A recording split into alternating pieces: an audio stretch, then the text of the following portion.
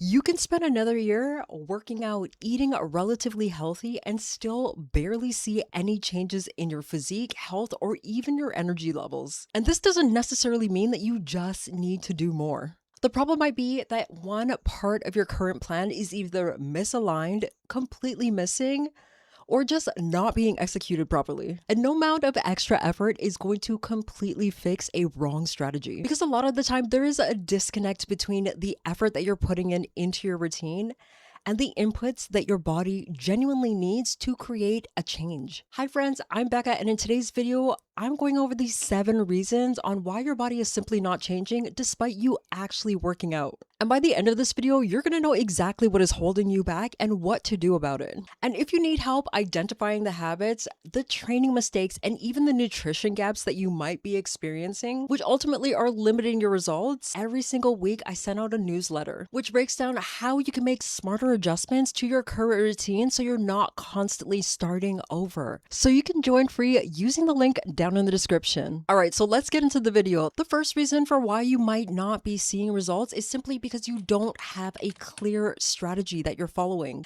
And this is what I see all the time. Women are committed. I see them showing up to the gym. I see them trying to implement healthier eating habits. But when I start asking them questions like, how many days do you train each week? What are your current calorie and even protein targets? How are you specifically tracking your progress? What happens when your progress slows down? What do you do in that case? A lot of the time, there isn't a clear answer for this. And that's the difference between being busy by adding exercises to your workout and actually seeing results. Because let me tell you, random workouts and sporadic or infrequent calorie cuts are not going to help you get the results that you are after, especially in the long term. So we need to keep in mind that sustainable results are only going to happen once our training, lifestyle, and even our nutrition are working towards the same goal. And that's why it's so important to have a strategy, because it gives you direction. And this is going to help you gain a better understanding of how many days you can realistically work out and how to structure your workouts based off of that. It's going to help you gain a better understanding of what type of program fits your schedule. Having that strategy is going to help you hone in on your protein and your calorie or caloric needs. It's also going to help you understand or have a baseline understanding of what your goals, your cardio goals will look like on a daily basis. And last, it's going to give you direction on what you should be tracking and what you should be measuring. Because without this, you're going to be running blindly, hoping that you reach your destination. And this leads to our next reason, because even if you have a plan, your workouts need to send the right signal to your body so that it creates that change. And this is where a lot of women are putting in a lot of effort, but they're missing this important piece. Your training is simply not giving your muscles a reason to grow. A lot of women believe that when you leave the gym extremely exhausted, that their workouts were effective. And that's not necessarily true, because effort and effectiveness are not the same thing. Your muscles will grow because they feel challenged by that mechanical tension that you put on it. And this is where progressive overload comes in. And this simply just means increasing the demands that you're adding to your muscles over time. Could mean increasing the weight, of course, once you've learned and mastered the form. So for week 1, you can start off with a goblet squat doing about 25 pounds. Week 2, you might increase that to 30 pounds. Week 3, you might increase that to 35 pounds. These are essentially the same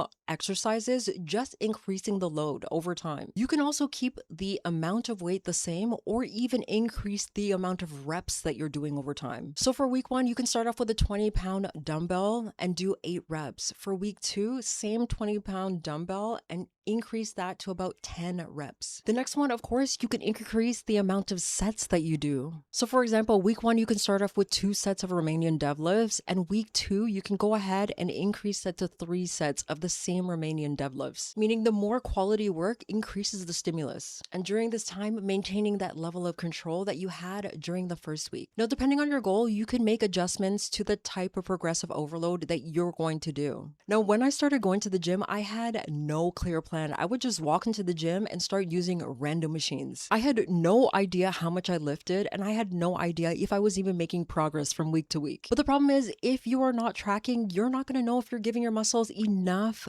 attention to see change. Number 3, you don't have a realistic understanding of what you're actually eating. Now, I'm not saying that you need to use MyFitnessPal or track every single calorie for the rest of your life. But if you have no idea of what a healthy portion genuinely looks like, it's going to be so easy for you to overeat constantly without you even realizing it. Because now we're essentially just guessing. And when you're guessing, you're just going to produce inconsistent results. Because the reality is, small things here and there that you're eating throughout the day definitely adds up. So think about the liquid calories that you're taking in on a daily basis, especially when it comes to your morning calorie. If you're adding in creamers, different syrups that are not 0 calories, different sugars, or even different types of milk, that all adds up. Also, think about the added oils that you're adding to your meals, your salads, or whatever you're consuming. And if you're consistently unaware of how many calories are going into these meals or drinks, it's going to be incredibly difficult for you to get out of that caloric surplus. Now, I know today protein is literally in everything and it's so overemphasized, but it still is important for us to make sure that we're getting enough, especially if we're trying to build muscle and lose fat. And we can't simply be eating it once per day, like trying to get it in at the last meal. You need to be getting in protein consistently throughout the day because it's going to support our recovery. Personally, I do try to get in my protein from whole food sources. However, if I'm busy or I need something convenient, I will definitely reach for a protein shake. And this brings us to the next point, because before you can make changes to your physique or even your health, you need to understand your starting point. Number 4, you probably don't have an idea of what your approximate maintenance calories are. Now, you don't need perfect calculations down to the decimal point, but knowing how many calories you need to maintain your current weight definitely gives you enough information to help you get closer to where you want to be. Because if you're struggling to lose weight, you need to have a better idea on if you're eating a lot more than you realize. You need to have a better understanding on if you need to increase your movement. You need to understand of if you're recovering properly. And without a baseline, you are again running towards a destination with a blindfold on. Keep in mind, nutrition is only part of the equation. However, the next reason surprises a lot of women because it doesn't necessarily have anything to do with your workouts. Number 5, we're simply not looking at our total daily movement. Now think about this. Your strength training session might last 45 minutes to an hour for 3 times per week. But what you're doing during the other 15 plus hours over the course of the day definitely plays a huge impact on your results. And this is simply called NEAT, your non-exercise activity thermogenesis. This is basically all the movements that you're going to do outside of your structured exercises. So think about taking the stairs, walking to work, or even cleaning over the course of the day. This all has a huge impact as well. So I want you to imagine 2 women. Both are strength training 3 times per week. Now, one is only doing 3,000 steps per day, and the other one is equating about 10,000 steps per day. Their total daily expenditure is going to look significantly different, especially if they're including cardio sessions. Number 6, your recovery simply is unable to support your current training. Now, of course, we need to keep in mind that going to the gym is a stressor on our body. This is a good stressor, but it is a stressor nonetheless. And our recovery is where our body rebuilds that muscle, builds the muscle, restores our energy, and essentially builds the capacity so that we can come back stronger for the next exercise. But if your sleep schedule is terrible and you're not resting enough, especially between sets, this is something that I used to forego completely, and you're constantly living on survival or high stress mode, your body is not going to have enough resources to make the improvements that you desperately want. So sometimes the answer is simply just to allow your body to recover from what you're already doing. Number 7, your environment has a bigger impact on your consistency, even more than you realize. Now, don't get me wrong, I'm not saying that your environment determines whether you lose weight or not, because that's not true. Because at the end of the day, we are all responsible for our own choices. But your environment can definitely determine how difficult it is to make those choices. And our environment is so much more than what is simply inside your kitchen. It, of course, includes the people that you spend time with. You might be trying to improve your eating habits, going to the gym more often, but your partner, your friends, or even your family simply don't want to live that life. And you need to simply be okay with that,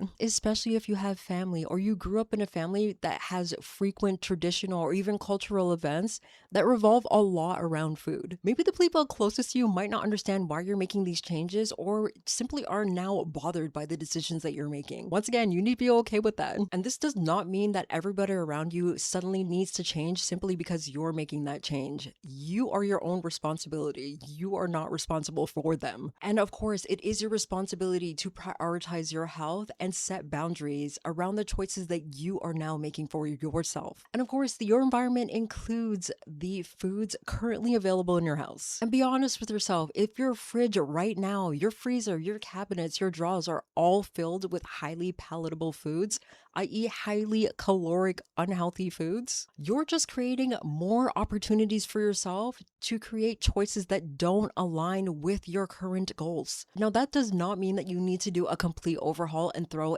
every single thing in your pantry right now. But it does mean that you need to start having behaviors that make healthier choices the easiest choice. Now, we need to also be honest with ourselves that our algorithms and our digital environments are so important as well. Because what you see on social media constantly will definitely subconsciously influence what you think, what you're craving, and what you believe your body should actually look like as well. So if you're working out consistently and not seeing results that you want, don't automatically assume that just dieting and exercise does not work. Because you need to start asking yourself, do I have a clear strategy? Am I training with purpose? Am I fueling my body properly for the goals that I'm trying to attain? Am I recovering properly? Am I giving my body enough time to recover? Because results don't necessarily come from just adding more things to your current schedule. It comes from doing the fundamentals consistently. And if you want help understanding on what to work on without constantly changing your workouts or your nutrition, I share one practical body recomposition strategy